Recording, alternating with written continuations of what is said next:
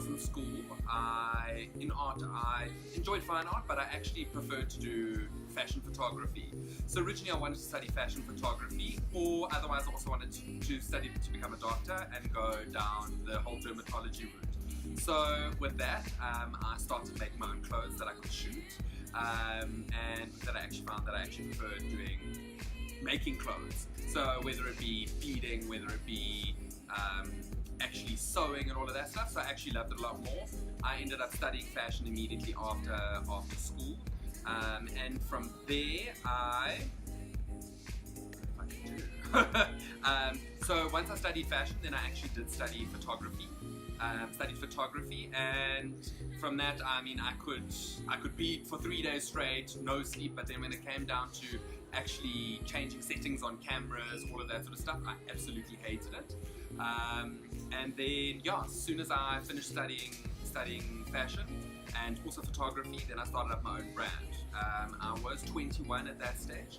From there, then a lot of my cousins' friends were actually getting engaged, married, all of that sort of stuff. So I started pushing quite big down the bridal industry. So I was doing all the wedding expos and stuff like that, get more and more clientele.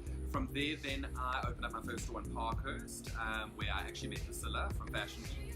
By 22, I had my first store, and I had my first show on Fashion Week.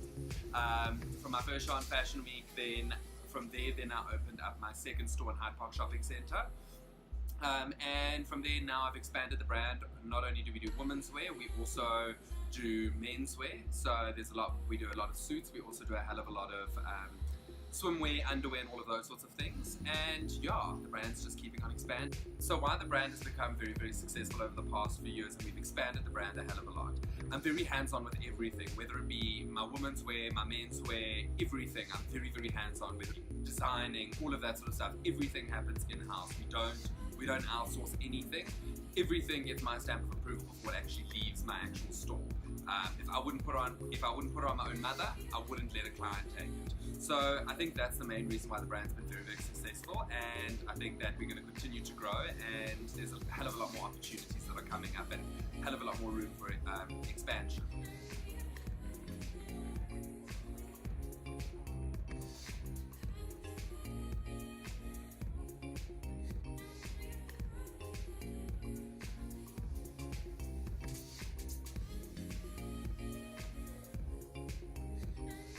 So what challenges I've experienced, and I'm sure most designers have experienced, is cash flow. So in the beginning, when I set up the business, whatever, it was one of those things, you're buying fabrics for clients and stuff like that. I mean, that's exactly why a lot of designers do take a 50% deposit. But the big challenge is that you're building up a collection. You have to build up stock for your store if you've got a store. So you're consistently buying, you're investing in stock, but it's sitting in your store, it's sitting in your space until someone actually buys it. So all your money's in stock. So as a designer, you also need to be a business person, to go do courses. I mean, I've been very, very entrepreneurial since I was very, very young. I did KTV Market Day from when I was like, I don't know, very, very young, until when the starting age was like 8 and you could do it. So I started very, very young. So with me in the beginning, it was a little bit of a challenge to actually get to know about, investing in stock and stuff like that. But, you overcome it, as your business grows, you don't feel, purchasing a big amount of fabric is a huge, big expense to you.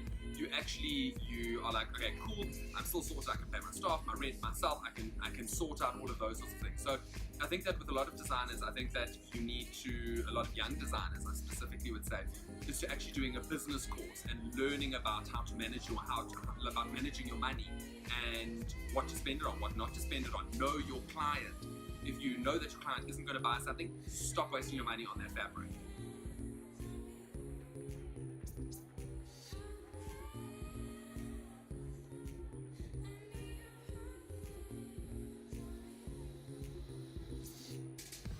So advice that I would give to young fashion students, or people studying fashion or wanting to study fashion.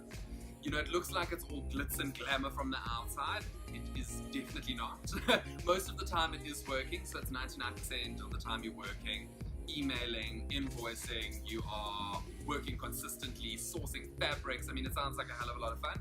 and then that 1% of the time is an event. So it'll be Fashion Week, which is glitz and glam, but you work for 3 weeks or 4 weeks or 5 weeks to actually create your amazing collection. So it's not all what it seems to be, but if you are wanting to get into it and you're not scared by a little bit of hard work, I think it's just about perseverance. You know, a lot of people, they give up. They think, you know, I can't achieve what any of the big names have achieved. And you really can, but it's about a hell of a lot of hard work, dedication. You know, instead of going away on holiday in December, it's about working, creating money, creating content for your brand. Social media means so much to your brand as well. And that's something that every designer needs to try and create, is create this beautiful brand that everyone wants to buy into.